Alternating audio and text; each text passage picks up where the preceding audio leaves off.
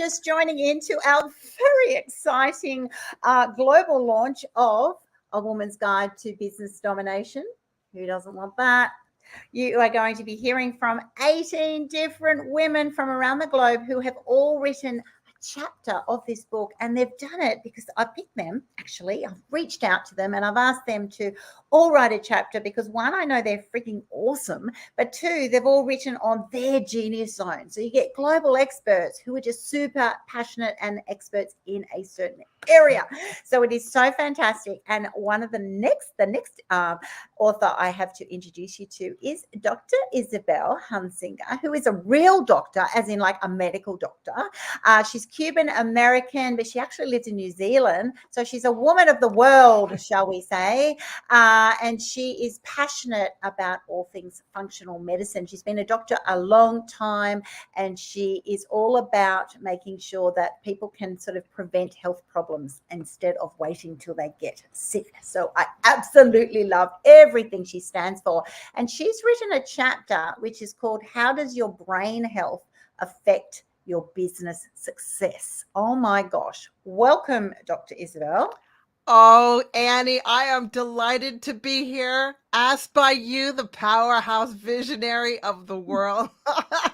And look, I thank you so much that you've asked me to co-author a chapter in this book, The Women's Guide to Business Domination. When you asked me, I was like, yeah, I've never done it before, but yeah, let's do it.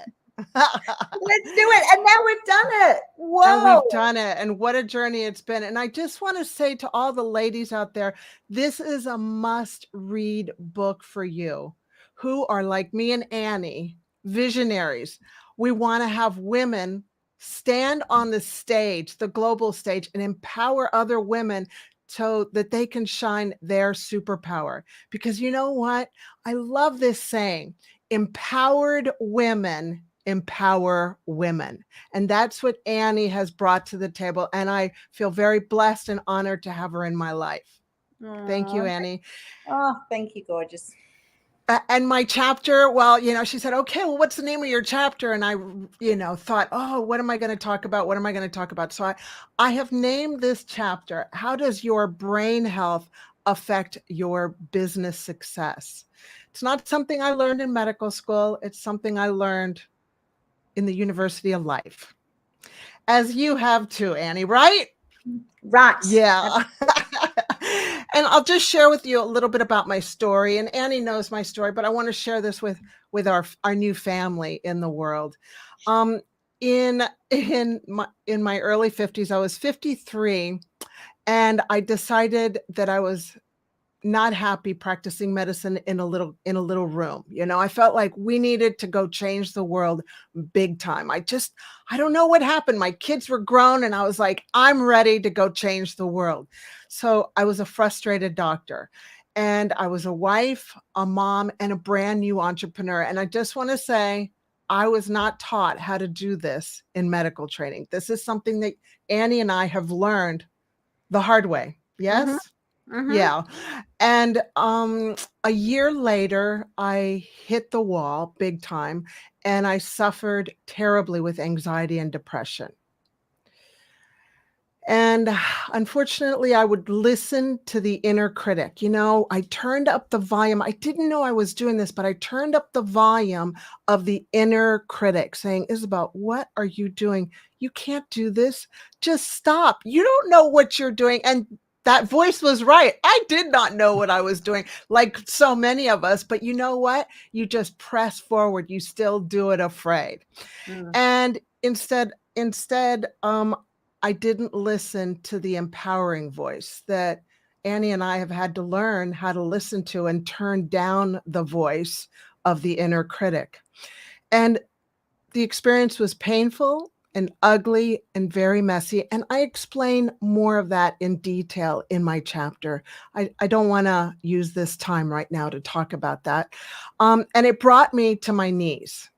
That whole experience brought me to my knees. And now I'm way over on the other side, thank God. And I am forever changed. And so is the way I practice medicine until my last breath. No. So I'd like to just share with with everybody. Is that okay? A little bit of the Absolutely. research. Yeah, because Mm. there's a lot of research out there that's not being shared. And the latest research, now this may sound like heresy to you, but it's okay because that's how it starts. That's how things start in medicine. It sounds strange, but then after a while it becomes commonplace. And if we want anything to change in medicine, it usually takes about 17 years. But you know what? We don't have 17 years. The latest research shows that anxiety and depression are not a mental illness issue. It's a brain health issue. And when we have good brain health, then we've got good mental health. And when we've got good mental health, then we're able to handle anything in life that happens to us with strength. And I always bring in my punching gloves, my pink punching gloves, because I like to do the feminine touch while I'm being strong and active. Yeah. Boom, boom, boom. And so when we've got good brain health, we've got good mental health, and then we can deal with life with strength, peace, and joy instead of allowing what happens in life to splatter us on the ground, and then we need a whole army to pick us up and put us back together. Right, Annie? Yeah. Yeah. So and this is a staggering fact that every 40 minutes, no, I'm sorry, my notes right here say every 40 seconds, somebody in the world takes their life. Every 40 seconds, Annie. And it's not, like I said, I'm going to say this again. It's not a mental illness issue. It's a brain health issue. We got to get to the root cause of what is going on with all of us that are having issues with anxiety and depression. And I stick with anxiety and depression because that's my lane. That's what I experienced. Yeah. And, let's just think about this. We have been fed the quote fact, that people with anxiety and depression are low in serotonin. Okay, so we got fed SSRIs, selective serotonin reuptake inhibitors. And the whole thing of the SSRI is to allow for your serotonin to increase.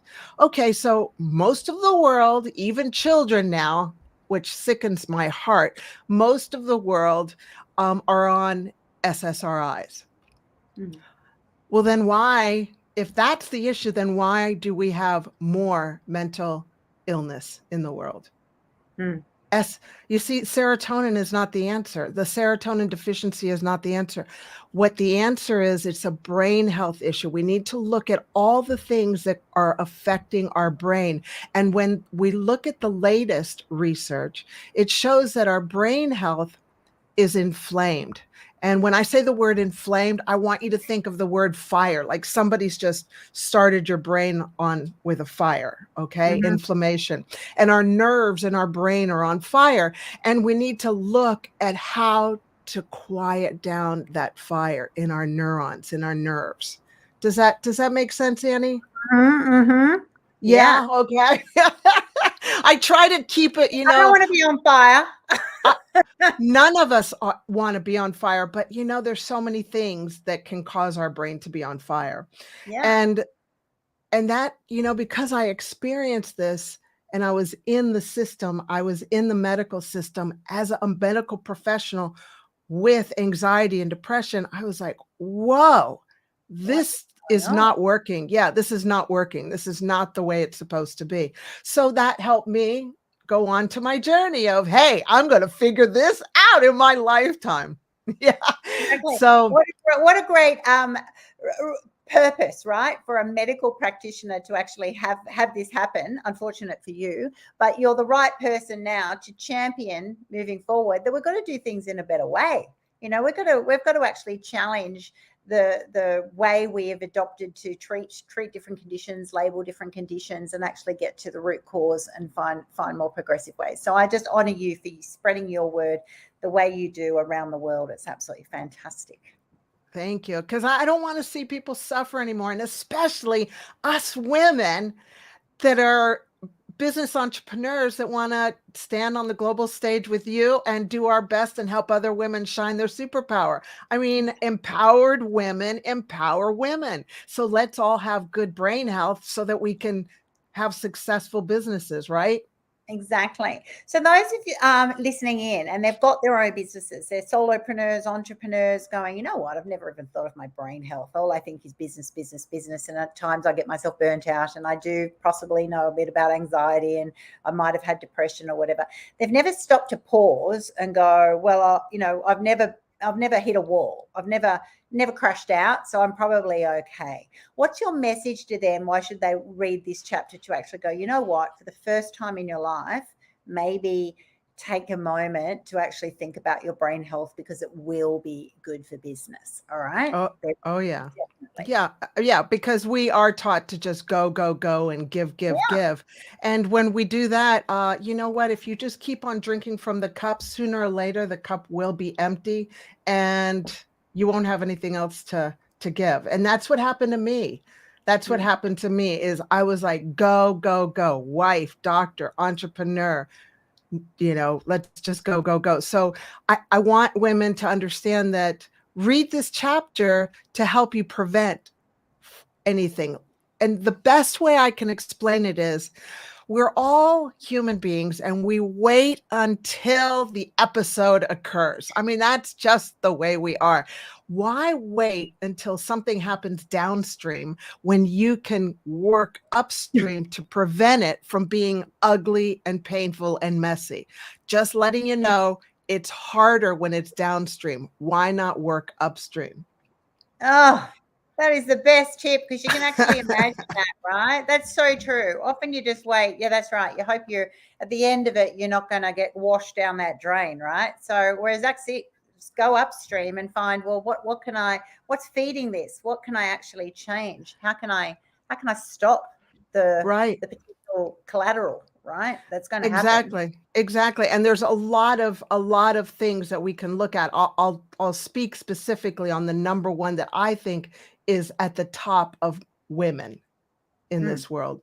But before I do that, I just want to say the late Robin Williams, like, oh my gosh, Robin Williams, I love him. I still love him. He said, people don't fake depression. They fake being okay. So don't fake it anymore. Just if you're having problems, please listen. You're not alone. There's help. There's hope. Let's do this together. And I argue that at the top of the list of brain health is sleep. 70 million people around the world. Well, no, 70 million Americans don't sleep well and they're on medication. That's just in America. It's a lot of sleeping tablets. Yeah. And the problem with a lot of these sleeping tablets is because I know what the long game is. I know what the end game is. I know what the downstream problem is.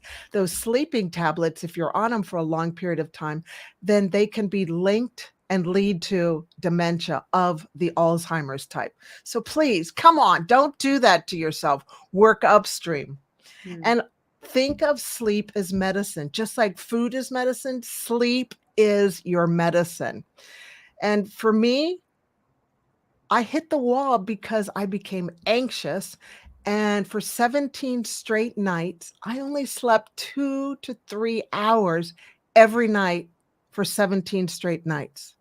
Ah, you'd be crazy, woman. Crazy. It was You'd be in torture. another universe. Yeah, that is torture. It's torture. And I don't want that to happen to other women because it creeps up to you, So I want to give the ladies 4 tools that they can start implementing, before we go, because I like to give people, I like to give them food to start munching on because I love food. So number 1 is to help you sleep. You can get this supplement, nutraceutical, called magnesium threonate. And the beauty of magnesium threonate, it's in the chapter. I give you the doses and stuff. The beauty of magnesium threonate is it crosses your blood-brain barrier. So it's the only magnesium that gets into your brain to help you sleep. I take it. It's beautiful. The other one is ashwagandha. And ashwagandha, have you ever heard of ashwagandha, Annie? No. Nope. Yeah, I know. I'm kind of like opening the door for you, aren't I? Oh yeah, I'm just. I think I've just crept in. I think there's Yeah, a because whole world. you're a youngie. How young are you? You're just a babe. Oh yeah, I'm so young. I'm 54 years young. Yeah, well, I'm 63, so I'm almost 10 years older. So I remember when I was in your space, okay? So imagine me like your big sister opening the door going, hey, take a look at this if this is your issue. So the other supplement, it's an adaptogenic herb called ashwagandha, and it's beautiful. You want to take it at nighttime to help you sleep. And I talk more about that in the chapter. The third one that I highly recommend is hormone therapy. Now, not regular synthetic hormone therapy, but bioidentical hormone therapy. And the difference between synthetic hormone therapy like Premren, Prempro, don't use those. They're not good for you. They can lead to breast cancer, strokes, heart attacks, okay, because they're synthetic.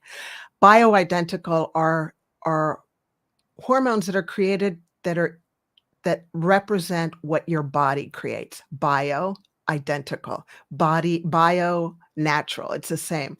And the one that I recommend from the research and from my experience is estrogen, and it's estradiol. And I know around the world you can get an estradiol patch that you change twice a week, and another hormone that helps you sleep because it's a beautiful hormone. Thank you, God, for creating these hormones in us, is progesterone. And the bioidentical hormone is called utrogestin. And you take that at nighttime. And I talk to you more about that in the chapter. And you can work with your doctor, any doctor around the world, and they'll understand about these because we can write scripts for these. The pharmaceutical companies have caught on that women have arisen and are on the stage saying, we will not have heart attacks and breast cancer and stroke. You need to take better care of us. Mm-hmm. Then the fourth tool is laughter. Laughter, laughter, laughter. Did you ever see that movie, Patch Adams, that was played by Robin Williams? Well, I was trained under the real Patch Adams. Oh, how blessed. Yeah. Yeah, very blessed. And so I learned the power of laughter. And so when we laugh, we lift up this hormone called dopamine, and dopamine makes us super happy. So I always say, look, you can go onto YouTube and look at laughing zebras. Just look, it's a 1 minute video, and it's so funny. And you know what? Just that laughing makes your diaphragm go up and down, and it helps you tell your brain, hey, I'm safe. I'm okay. I can go to sleep. And I'll just go ahead and throw in a joke because I love little jokes. Now, Annie knows this joke because I told her this joke earlier this week, but you haven't heard this joke. So what do we say? What do we say when an Italian chef dies? What do we say? Thank you. We say, oh, mamma mia, he passed away. So go around and tell people jokes and make other people laugh, and you'll get infected with other people laughing. Oh, you so will. And hang around Isabel and I, and you'll laugh anyway because we just never stop laughing. Yeah, because if not, we know what happens if you don't keep a positive attitude. Oh, we just got smiley. We've just got smiley emojis in the chat, and we've also got another comment saying it's great to have a distinction between mental health and brain health. It really is, isn't it? I think I've never before I'd had conversations with you really talked about brain health. It's all just been mental health. But to actually be going upstream like you are, I'm just so happy that you're, sharing this.